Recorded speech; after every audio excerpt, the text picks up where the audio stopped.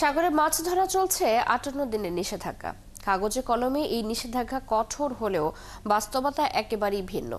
অনুসন্ধানে জানা গেছে পটুয়াখালী রাঙ্গাবালী সাগর জলসীমায় দিনে দুপুরে চলছে মাছ ধরার প্রতিযোগিতা।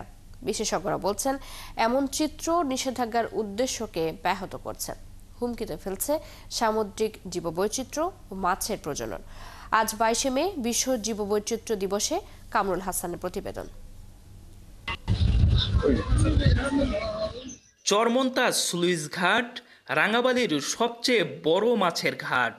নিষেধাজ্ঞার এই সময় ঘাট থাকার কথা ছিল কর্মহীন, কিন্তু বাস্তব চিত্র ভিন্ন। অনেকেই ট্রলারে বরফ তুলছেন, কেউ তুলছেন ডিজেল আর সিলিন্ডার গ্যাস। প্রস্তুতি চলছে সাগরে মাছ ধরার। দেখা যাচ্ছে ঘাট থেকে বাজার সদাই নিয়েও অনেকে সমুদ্র যাত্রা করছেন, আবার কেউ সাগর থেকে ফিরেও আসছেন।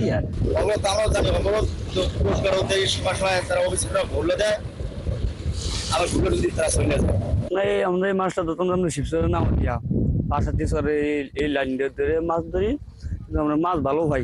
এই চিত্র কতটা ভয়াবহ তা বুঝতে 71-এর ক্যামেরা পৌঁছে যায় সাগর মোহনায়, বুড়ো গৌরঙ্গ নদী পেরিয়ে চরহেয়ার মোহনায়। সেখানে দেখা যায় নিষেধাজ্ঞা উপেক্ষা করে চলছে মাছ ধরার উৎসব। সেখান থেকে বঙ্গোপসাগরে ঢুকতেই চোখে পড়ে অগণিত ট্রলারে চলছে মাছ ধরা। টাইগার চিংড়ি, কাঁকড়া বা সামুদ্রিক নানা মাছ সবই ধরা হচ্ছে জেলে ট্রলারগুলোতে।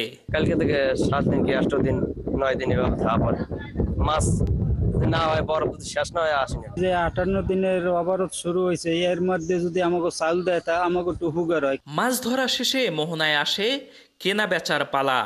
মাছ ওঠানো হয় ক্যারিং বোটে, চলে বেচা কেনা। নৌপুলিশের দাবি তাদের সক্ষমতা সীমিত।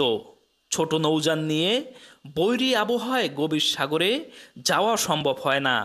আমাদের যে ট্রলার বৈরী আবহাওয়ার কারণে মাঝে মাঝে আমরা সমুদ্রে মিট করতে পারি না। মৎস্য বিভাগ বলছে নিষেধাজ্ঞা লঙ্ঘনকারীদের বিরুদ্ধে আইনগত ব্যবস্থা নেওয়া হবে। যারা আইনটা মানবে না বা সাগরে মাছ ধরতে যাবে আইন অমান্য করে, তাদের জন্য আইনত ব্যবস্থা নেওয়া হবে। বিশেষজ্ঞরা বলছেন নজরদারির দুর্বলতা আর সহায়তার ঘাটতি, এই দুয়ের কারণে নিষেধাজ্ঞা হারাচ্ছে কার্যকারিতা। এতে জীববৈচিত্র্য ও মাছের উৎপাদন হুমকির মুখে পড়ার শঙ্কা রয়েছে।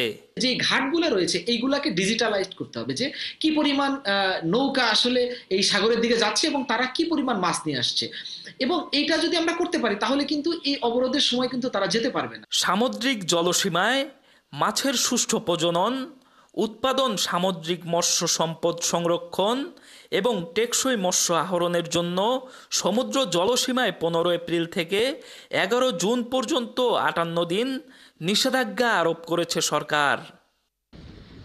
কামরুল হাসান, 71, রাঙ্গাবালী, পটুয়াখালী।